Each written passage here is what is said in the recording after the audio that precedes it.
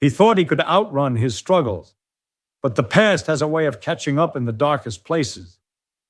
When love, betrayal, and survival collide, every choice carries a price, and sometimes the greatest danger isn't what waits in the shadows, but what you leave behind. What happens when a man returns to find his world no longer his own? Welcome to the Judge Stories, where every tale carries a twist. Please subscribe to help us grow, and let us know in the comments which country you're watching from. Rain leaked through a cracked tin roof, dripping into a rusted basin at the corner of the room. The air was thick with humidity and the faint scent of kerosene. In the dim light of a single bulb, Amaka sat cross-legged on the floor, cradling her 2-year-old son, David, against her chest. The child's skin was clammy with fever, his eyelids drooping. Every few minutes he wheezed, a painful sound that tore at her heart. She hummed quietly in Igbo, the melody of an old lullaby her mother once sang to her. The one-room apartment barely held their belongings: a thin mattress, a wooden table with a missing leg, propped up by a brick, and a calendar of a smiling preacher promising miracles. In the corner, an aluminum trunk housed the few clothes they owned, alongside an empty jar labeled Hospital Fund that had once overflowed with coins and now held only dust. Kunle pushed the curtain aside and stepped inside. His clothes were soaked from the sudden downpour outside, his sandals squelched against the concrete floor. Tall and lean, with a neat beard that now hid lines of worry, he looked exhausted. Drops of rain trickled from his face as he knelt beside Amaka.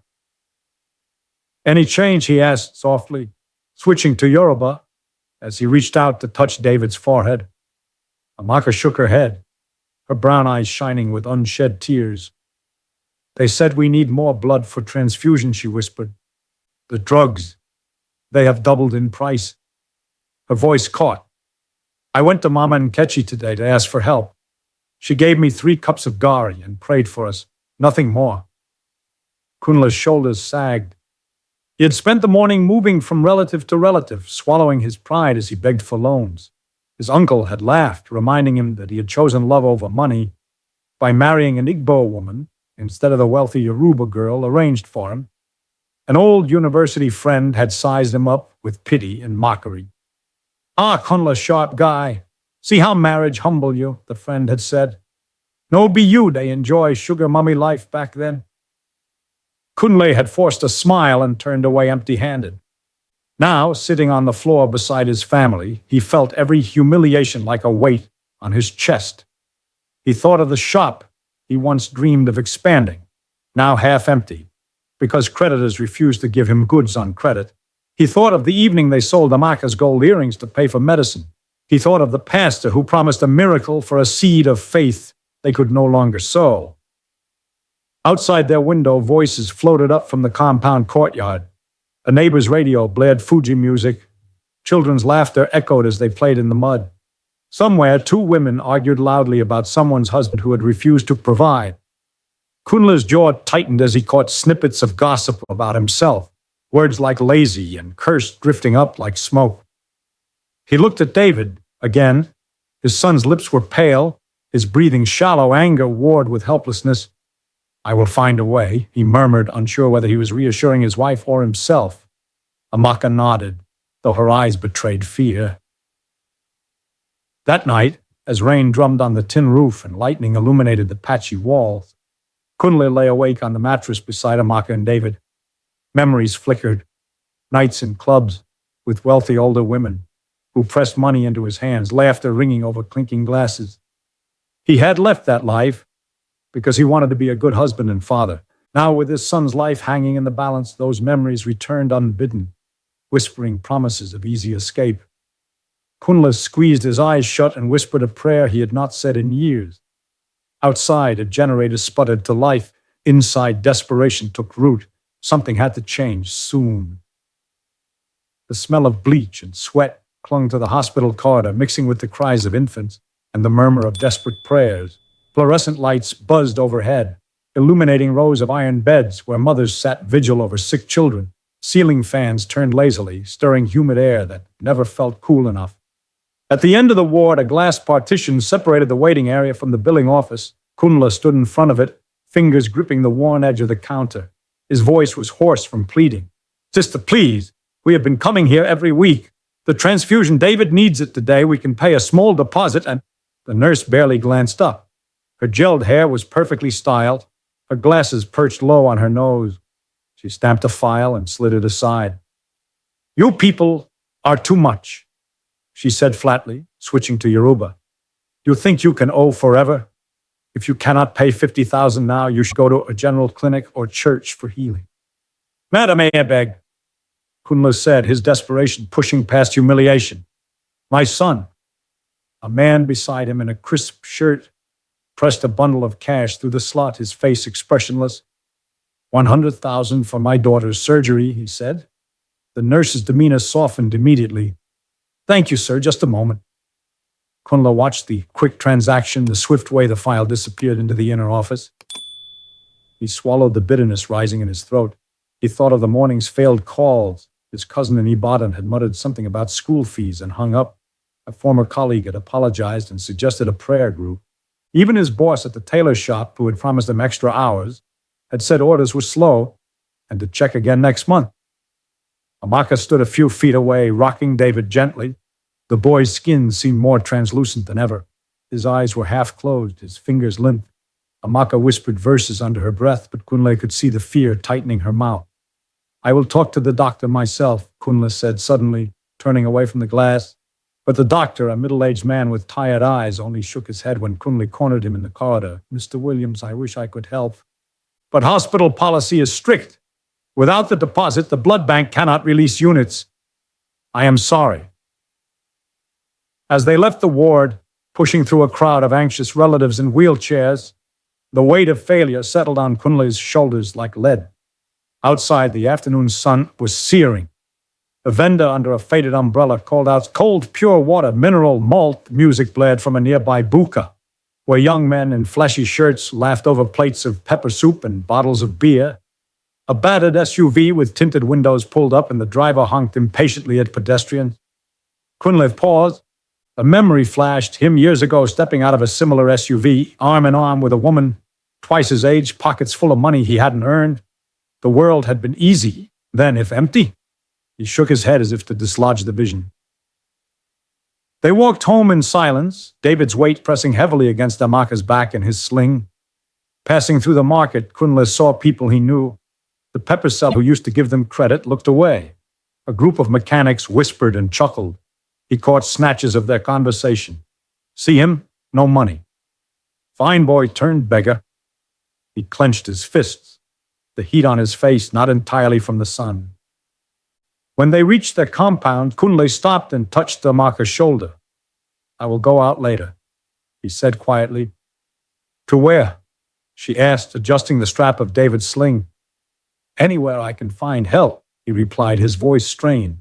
He didn't have the heart to tell her that an old classmate had called earlier, insisting he join him at a party that night. He had refused. But now, as he stared at his wife's weary posture and his son's shallow breathing, that refusal seemed less certain.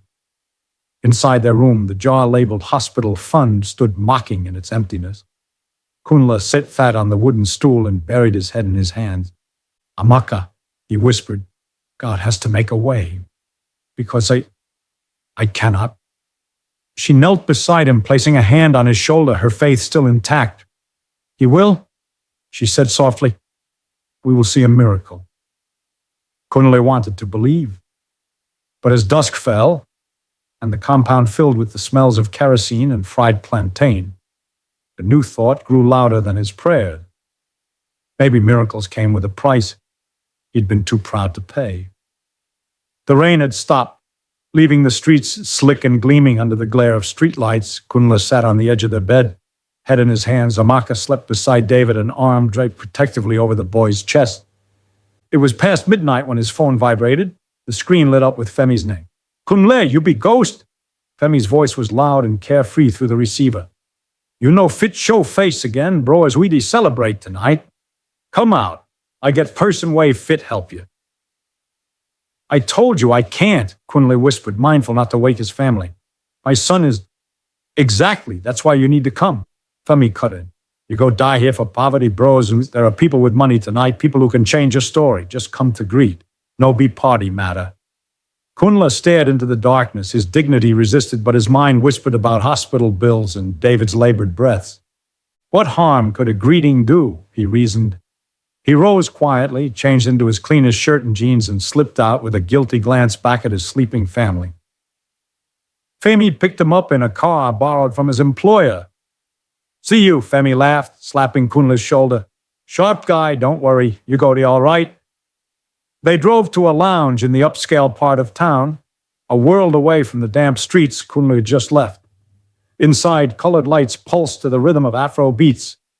Thick perfume mingled with the tang of expensive liquor. Men in starched kaftans and women in sequin gowns lounged on velvet couches. Laughter floated above the music like bubbles.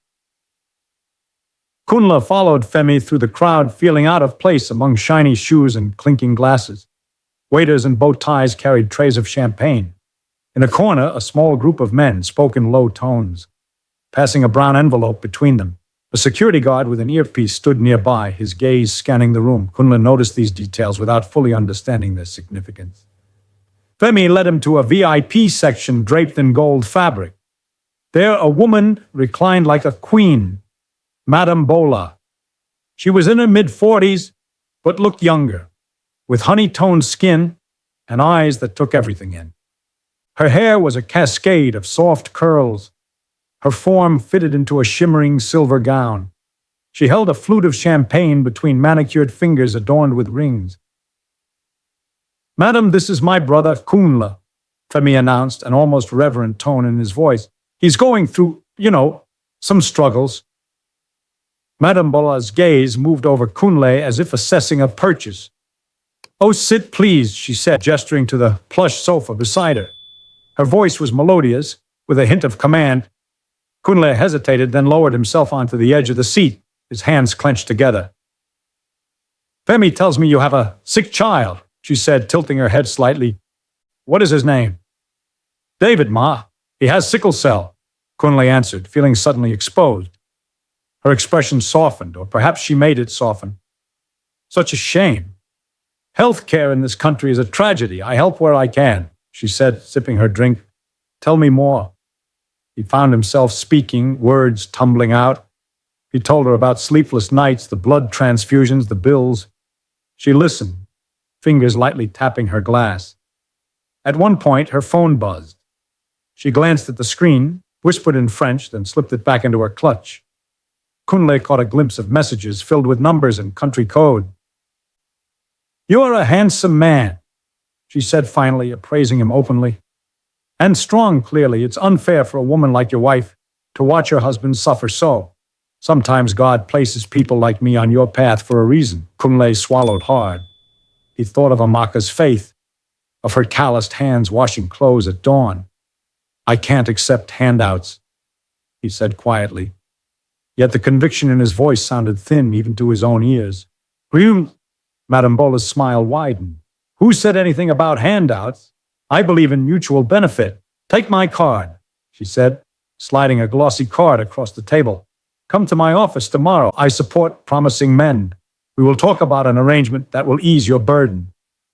Kunle took the card as if it were an illicit object. His chest tightened. Here, in the lull between beats, he could almost hear Amaka humming a hymn over David's crib. But also, he saw David's eyes begging for life. As he stood to leave, a man in a dark suit whispered something into Madame Bola's ear. He nodded, without looking at Kunle. Femi grinned and slapped Kunle's back. See, I tell you, your luck go change. Outside, the night air felt heavy. Kunle stared at the card in his hand. The address gleamed in raised gold letters. Somewhere inside him, a voice shouted no, but another voice, hoarse with exhaustion and fear, whispered, What choice do you have? He slipped the card into his pocket and walked away, the neon lights flickering behind him like a warning he pretended not to see. The card in Kunle's pocket weighed more than a brick. After a sleepless night, he found himself standing before a set of ornate iron gates. The uniformed guard waved him through once he uttered Madame Bola's name. Inside the compound, manicured hedges bordered a paved driveway. that led to a palatial home. A fountain gurgled in the center, its spray catching the morning sun. Kunle's sandals felt out of place on the polished tiles. An assistant led him into a lounge decorated with gleaming marble and large paintings of women in gel. Madame Bola descended a staircase, her outfit crisp and professional, a beige trouser suit that contrasted with the sequined gown of the night before. She greeted him with warmth that felt rehearsed. "I'm glad you came," she said, motioning for him to sit. "How is little David?"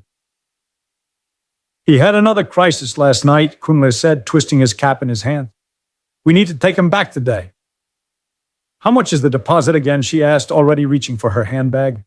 50,000, he murmured, shame burning his cheeks. She pulled out a wad of cash and placed it on the table. "Take 100,000, she said.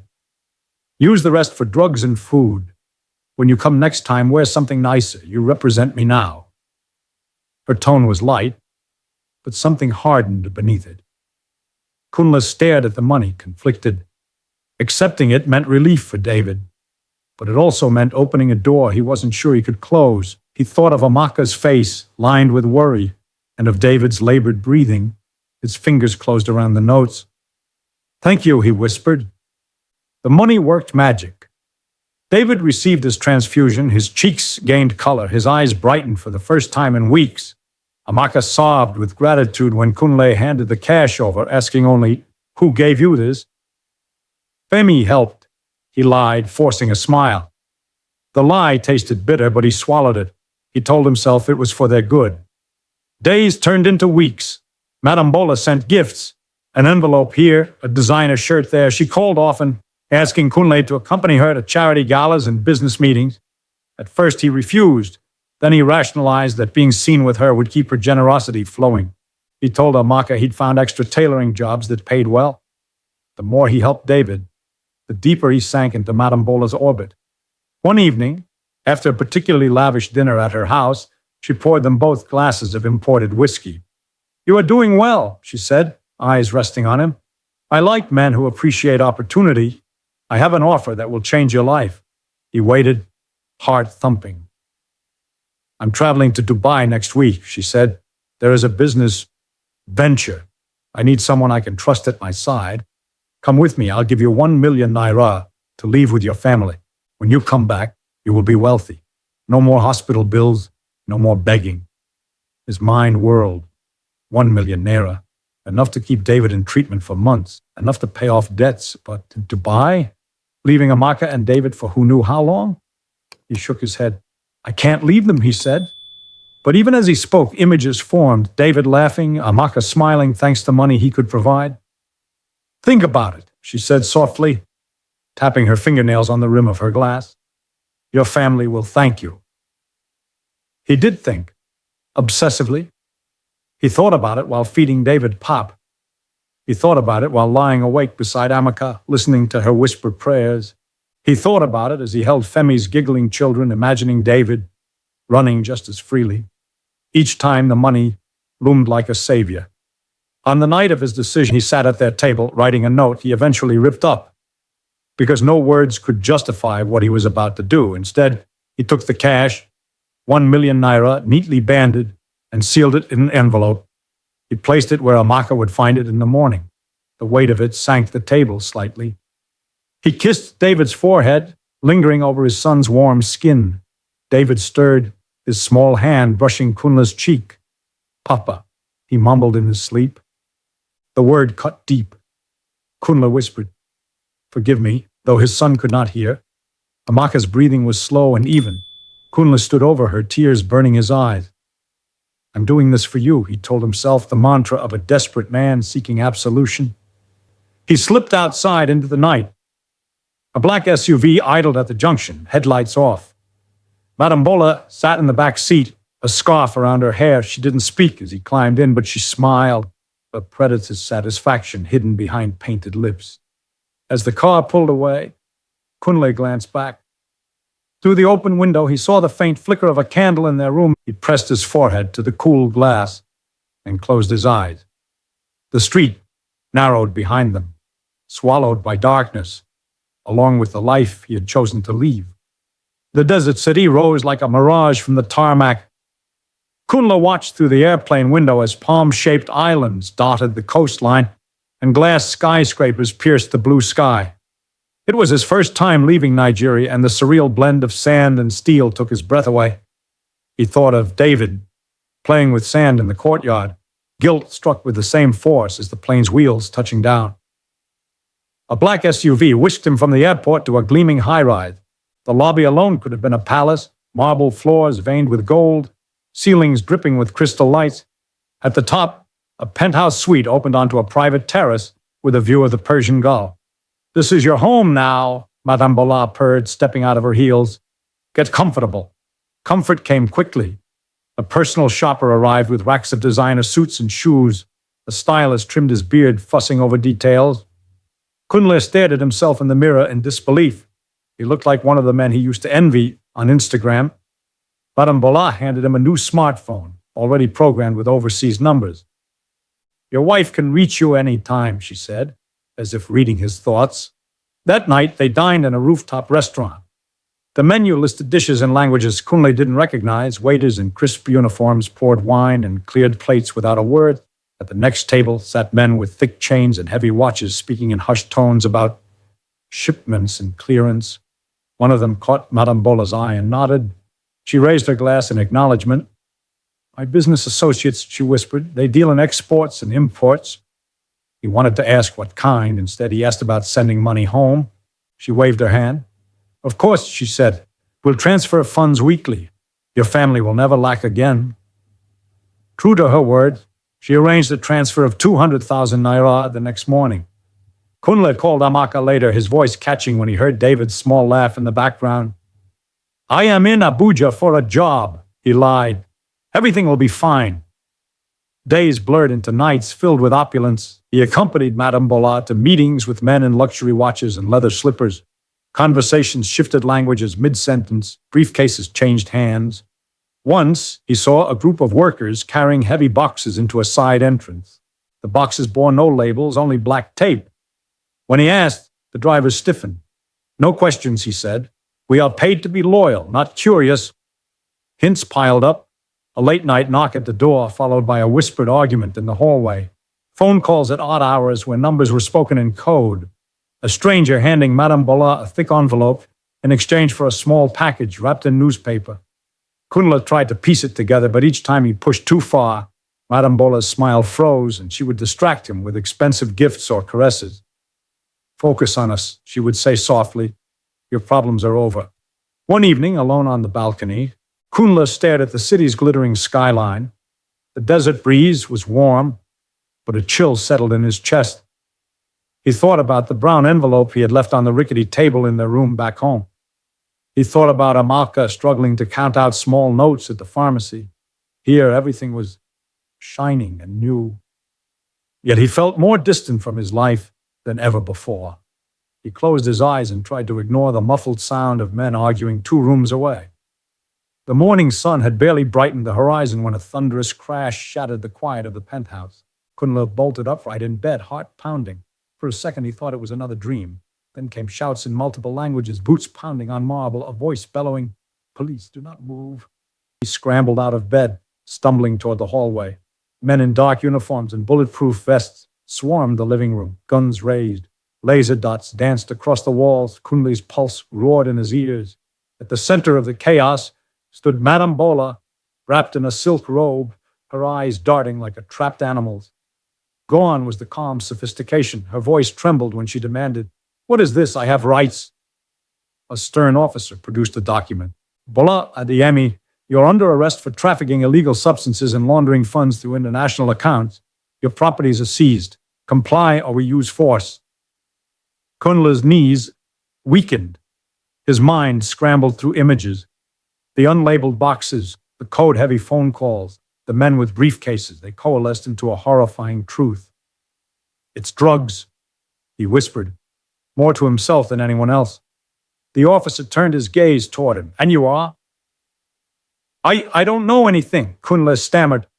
He raised his hands instinctively as 2 officers grabbed him, twisting his arms behind his back. Cold steel cuffs bit into his wrists. "I swear I didn't." He choked on the words as they pushed him toward the door. Madame Bola didn't glance his way. Her face had hardened into an inscrutable mask. As they were led past the foyer, she hissed, "Be quiet!" without looking at him. Her tone held no trace of the affection she had shown days before. Cameras flashed when they were taken down the service elevator and loaded into armored vehicles waiting in the driveway. Neighbors peeked from balconies. By the time they reached the police station, news outlets had already blasted her arrest across the internet. Foreign headlines mentioned an African drug syndicate queenpin brought down. Kunle's name was a footnote. Interrogations followed. He repeated the same words. "I didn't know." Investigators showed him photos of parties he had attended, bank statements showing transfers to his account, images of him loading boxes into a van. Each time he opened his mouth, his ignorance sounded more like a lie. Even his own reflection in the one-way glass accused him. The trial was swift. Lawyers he couldn't afford painted him as a willing accomplice. The judge's gavel fell with a finality that echoed through his bones. 2 years imprisonment in a federal facility. 2 years. 24 months to replay every choice that had led him here. Prison was a world stripped of pretense. Kunle traded silk sheets for a thin mattress, designer suits for a rough uniform. The air in the cell was thick with sweat and despair. Mosquitoes buzzed relentlessly. In the yard, men gathered in tense clusters, alliances forged along invisible lines.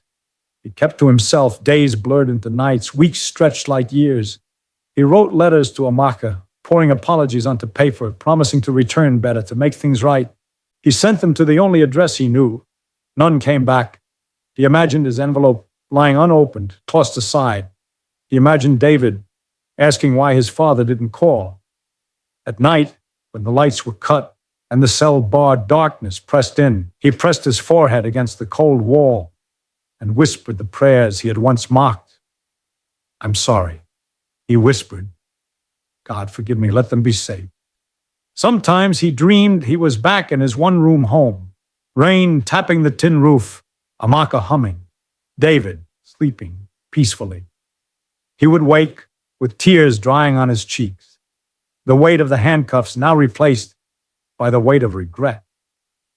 In the silence, he realized he had traded his freedom for an illusion. His greed had stolen 2 years not only from himself, but from those he had sworn to protect. As months wore on, his beard grew, his frame thinned, the lavish meals and parties became distant memories.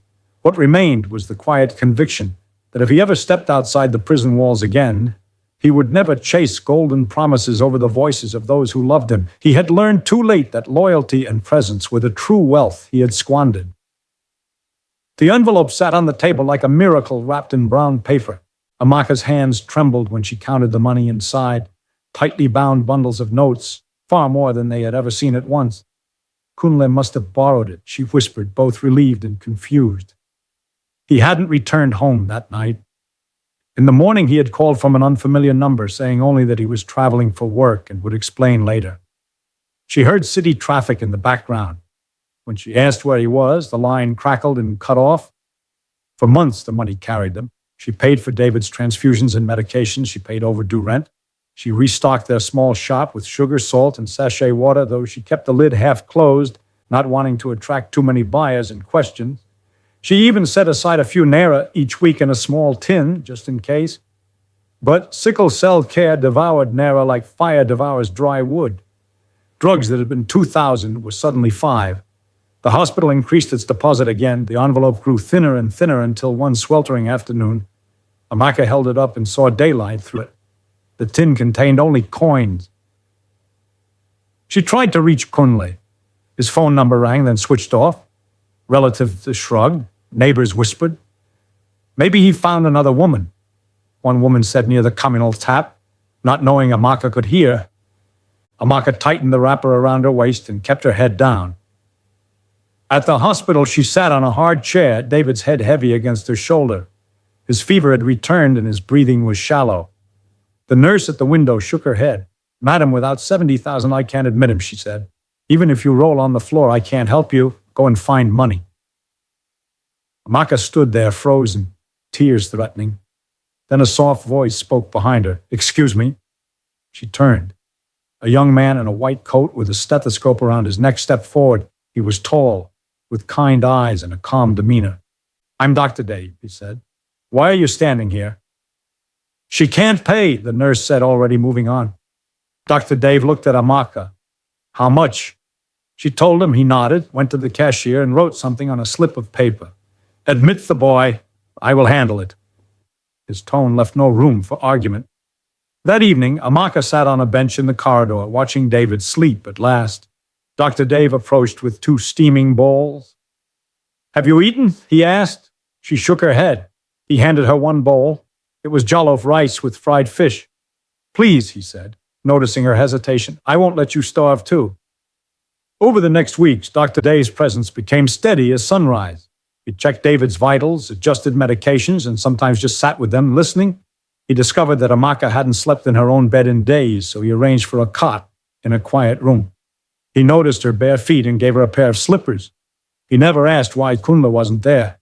Instead, he asked about David's favorite songs and brought a storybook to read to him. David's eyes lit up at the colorful pictures. "Dr. Dave, look," he would say, pointing, his thin voice filled with something almost forgotten. Joy. Amaka resisted at first. Pride and suspicion had kept her alive. But pride is heavy when you're carrying a child to the emergency ward. One afternoon, she asked Dr. Dave why he was helping. "Because I see myself in him," he said simply, gesturing to David, "and because I can. Nobody should fight alone." He spoke with an Igbo accent similar to hers, but his name, Dave, was foreign, like a bridge between worlds. Slowly her walls lowered. She allowed him to pay for medicines. She accepted when he offered to walk her to the bus stop after late-night treatments, his presence warding off trouble. She cried once, quietly as David slept, and he didn't try to stop her. He simply sat nearby until her shoulders stopped shaking. One Saturday, when David's blood count was stable enough for a short outing, Dr. Dave invited them to the hospital garden. Under the shade of a flamboyant tree, David toddled on the grass, chasing butterflies. Amaka watched his laughter mingle with birdsong and felt something she hadn't in a long time: hope. She glanced at the doctor beside her. "Thank you," she said. He smiled, eyes crinkling. "He deserves to run," he replied, "and so do you." As they left the garden, a cool breeze brushed her face. The sky above was wide and blue. For the first time since Kunle vanished, Amaka looked up and did not feel like the world was falling. A stranger had stepped into her darkness with a lantern. She did not yet know where this new path led, but she could see her feet again. When the rains returned, they brought a welcome coolness and a new routine. Amaka no longer slept on hospital benches. Instead, she cooked small meals in her own kitchen, packed them in enamel tins, and carried them to the ward. There, Dr. Dave often joined her, pausing between rounds to share a plate of amala and ewedu, or to savor her spicy okra soup. They talked about simple things: how the cassava harvest had been poor that year, how David now recognized colors and could recite the alphabet. Slowly, stories of their past slipped out like seeds finding soil. "I grew up in Enugu," Dr. Dave said one afternoon, stirring Gary into a cup of hot water. "We were 6 kids and never enough money. My father sold electronics at the Bedtime market. My mother was a seamstress. I knew what it was to sit outside a hospital and pray someone would help. Maybe that's why I do this." He smiled shyly, as if unsure whether to reveal so much. Amaka listened, her hands folding a wrapper on her lap. "My father was a teacher," she replied, glancing at the sleeping form of David. "He taught me to read and to fear God. He wanted me to marry a man who could take care of me. Kunla was different. I loved him because he was kind and because he laughed at my jokes." She swallowed. "I haven't heard from him in months." Silence settled between them. Rain drummed on the corrugated roof. Dr. Dave's expression softened. "I'm sorry," he said, "but you shouldn't carry that alone." He didn't offer platitudes. He didn't promise to find Kunla. Instead, he sat quietly until Amaka's eyes misted and cleared. Outside the hospital, whispers grew. Women in the compound shook their heads. when Amaka left in Dr. Dave's car to pick up medicine. One afternoon, a neighbor leaned over a balcony and hissed, "Husband thief!" Amaka flushed with shame and hurried on. That evening, she told Dr. Dave they couldn't accept rides anymore. He nodded. "I understand," he said. "But if you ever feel unsafe, please call me." His respect calmed her. So did his insistence on including others. He invited Amaka and David to join a support group for parents of children with sickle cell. In that circle, she met mothers and fathers who had lost children and those whose children thrived. She realized she was not the only one navigating hope and fear. Dr. Dave never sat beside her there. He stood at the back, letting her voice join the others without hovering. As months passed, David's crises grew less frequent. He began to toddle confidently, his limbs stronger, his laughter fuller. He insisted on sitting with Dr. Dave when the doctor read picture books aloud, pointing at drawings and mimicking animal noises.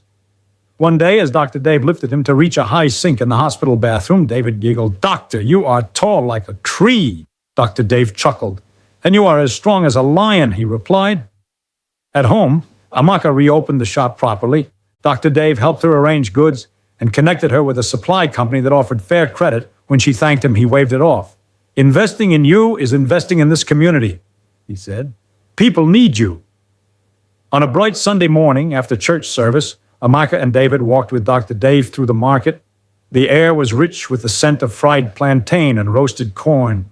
Drummers played under a canopy. Children danced. David tugged Dr. Dave's hand toward a stall selling small wooden animals. "Mama, can I have a goat?" he pleaded. Amaka hesitated. Money was tight. Dr. Dave crouched down. "Let's pick a lion instead," he suggested. "It suits you better." He paid for the carved toy, then placed it gently in David's hands. "Remember," he whispered, "lions walk forward." As they walked home, Amaka looked at the two of them. Her son's small hand was wrapped around Dr. Dave's larger one. A warmth spread through her that was both comforting and unsettling. She felt loyalty to the man who had left her and gratitude to the man who had stayed. Above them, the sky was cloudless, the future uncertain.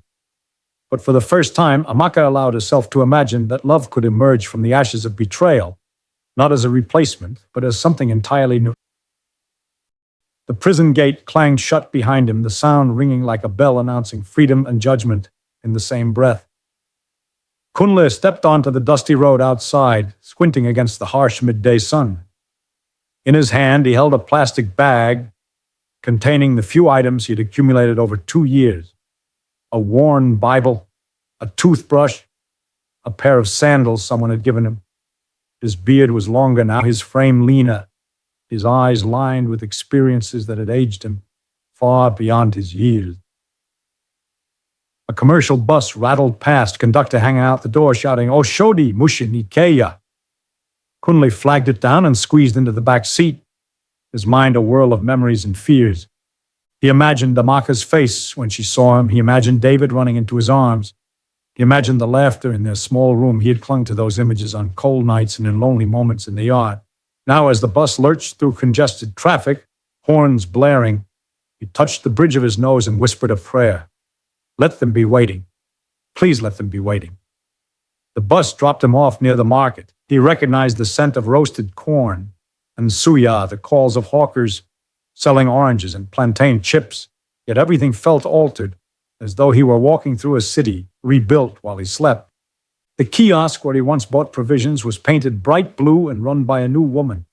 A billboard towered above the street, advertising a telecom company's 5G network, something he'd only read about in prison. He passed men playing drafts, women carrying buckets on their heads, teenagers taking selfies with smartphones he'd never seen.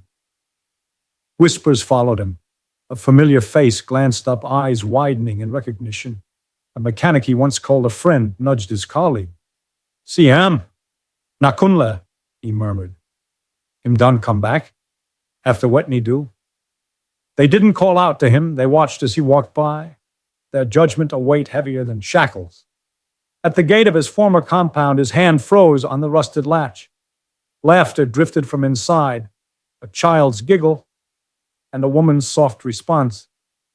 He pushed the gate gently and stepped into the courtyard. The walls had been repainted a fresh cream color. Flower pots lined the walkway. Curtains he didn't recognize fluttered at his old window. On the veranda sat Amaka, wearing an Ankara gown with a modest gold chain around her neck. Her hair was styled neatly, her posture relaxed. She looked up and saw him. For a moment, her mouth opened in shock. Then 1,000 emotions flickered across her face. Surprise, pain, calm. She stood slowly, adjusting the wrapper around her waist. Kunle, she said, his name carrying equal parts greeting and goodbye. David emerged from the doorway, taller now, cheeks full, wearing a small school uniform. He held the hand of Dr. Dave, who stood beside him carrying a small bag of fruits. The boy's eyes widened when he saw Kunle, but he did not move from the doctor's side. Good afternoon, sir, David said politely, tilting his head as children are taught. There was no recognition in his voice, just manners. Kunle's throat closed. He forced his lips into a smile that felt brittle. David, it's me, he whispered, but the sound barely escaped. The boy frowned slightly, confused. Dr. Dave's grip on the child's hand tightened just enough to reassure him. The doctor inclined his head. Welcome home, he said gently. There was kindness in his eyes and a firmness that made it clear this was his place now. Amaka stepped forward, placing herself between the men without seeming confrontational. I am glad you're alive, she said simply. We thought you were dead. We tried to reach you. The money you left helped us for a while, but then nothing. David nearly... Her voice trailed off. She swallowed. This is Dr. Dave. He has been taking care of us. Kunle swallowed hard. He looked at the ring on her finger, at the way David leaned against the doctor's leg. Amaka, he began, tears threatening. I'm sorry. I was stupid. I thought I could fix everything. I thought money was... He stopped, unable to continue. She held his gaze, tears in her eyes as well, but she did not reach for him. I forgave you long ago, she said, her voice soft yet unyielding, but forgiveness doesn't rebuild what you broke. I prayed for you. I hoped you would come back. But life moved. David needed a father. I needed a partner. Dr. Dave was there when you were not. Kunle's shoulders sagged. The weight of his choices settled fully then. So this is, he whispered. She nodded. Our home now, she replied. We will always respect you as David's blood. But you cannot stay. Kunle nodded slowly. Pain radiated through his chest, but acceptance accompanied it. He stepped back, hands trembling. Take care of him, he said, voice breaking. And forgive me. Dr. Dave spoke then. He will know who you are when he is old enough to understand, he said. And he will learn from your story. That is all we can promise. Kunle managed a smile through his tears. Thank you, he whispered. He turned and walked back through the gate. Behind him, David's laughter resumed, mingling with Amaka's voice and the distant call of a hawker. He paused at the gate, looked up at the sky, and exhaled deeply. The road ahead was empty and unknown, but at least now every step he took was honest